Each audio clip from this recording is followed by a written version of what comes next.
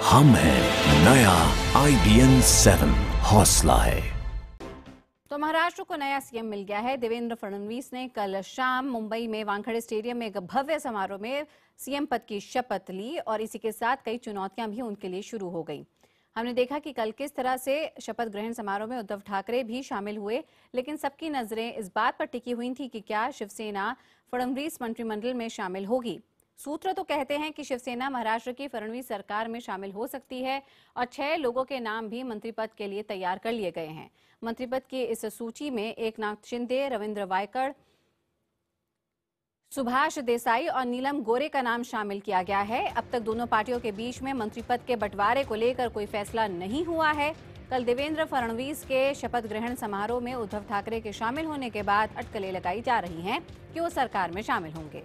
आगे की रणनीति तय करने के लिए उद्धव ठाकरे आज अपने नेताओं से चर्चा करेंगे।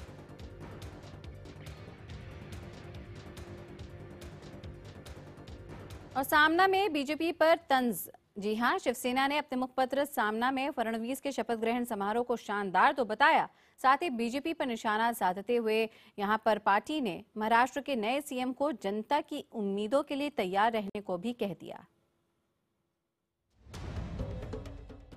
नए मुख्यमंत्री का शपथ ग्रहण समारोह शानदार हुआ है। ठाट बाट के मामले में कोई कमी नहीं थी।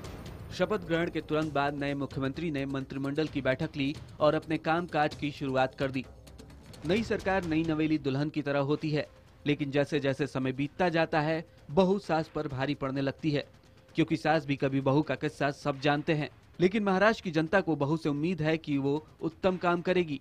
यदि नई बहू सास पर सवारी करेगी तो नई सरकार का कान उमेटने की क्षमता जनता के पास है। और देवेंद्र फडणवीस ने महाराष्ट्र की कमान संभाल ली है। 44 साल के देवेंद्र फडणवीस राज्य के 27वें मुख्यमंत्री बने हैं। फडणवीस के साथ एकनाथ खड़से, विनोद तावड़े, पंकजा मुंडे, सुधीर मुनगंटीवार, प्रकाश मेहता, चंद्रकांत पाटिल, विष्णु सावरा, दिलीप कांबले और विद्या ठाकुर ने मंत्री पद की शपथ ली है। फिलहाल फडणवीस का कैबिनेट बेहद छोटा है। आज 11 बजे मंत्रालय में फडणवीस कैबिनेट की बैठक होगी।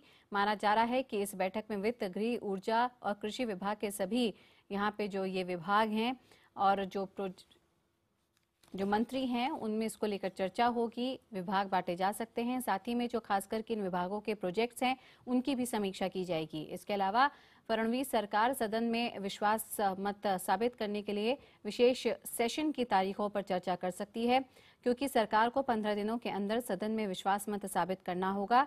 इसके साथ ही मंत्रियों के पोर्टफोलियो का भी ऐलान किया जा सकता है।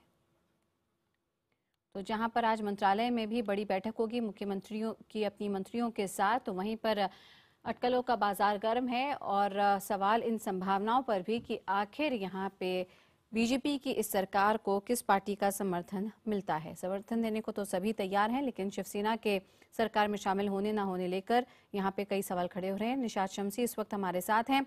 निशात, इस वक्त वहां से क्या अपडेट मिल रहा है आपको, अगर यहाँ पे बात करें बड़ी खबर की तो? बिल्कुल, देखिए लगातार जो उद्धव ठाकरे हैं वो अपने तमाम नेताओं से बैठकर लगातार बातचीत कर रहे हैं। हालांकि आज कोई भी आधिकारिक तौर पर बैठक नहीं बुलाई गई है, लेकिन कल जिस तरह से शपथ ग्रहण समारोह में उद्धव ठाकरे शामिल हुए थे, उसके बाद से ही उनके पार्टी के जो कोर कमेटी के लोग हैं एक तरह से एक लिस्ट बनाने में जुटे हुए हैं कि आखिर इस सरकार में किस तरह से शामिल हुआ जाए, इसकी रणनीति तैयार की जा रही है।